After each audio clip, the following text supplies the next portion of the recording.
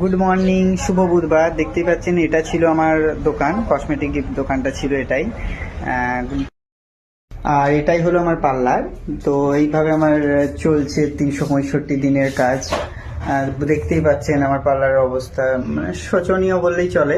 থাক, আমি সেই সব ব্যাপার তুলতে চাই না। আমি শুধু একটা জিনিস বোঝাতে চাই, বহু মানুষ কাজ করেন, তাদের হয়তো জব থাকেন, কিছু থাকেন, বা একটা ভালো জায়গার থেকে কাজ করেন সপ্তাহে একদিন দেড়দিন, কিন্তু আমি 365 দিন 8 বছর ধরে কাজ করে যাচ্ছি বিভিন্ন প্রতিকূলতার মধ্যে। প্রতিকূলতা বলতে সব থেকে বড় প্রতিকূলতা, নিজের আর্নিং এর জায়গাটা ভীষণ খারাপ।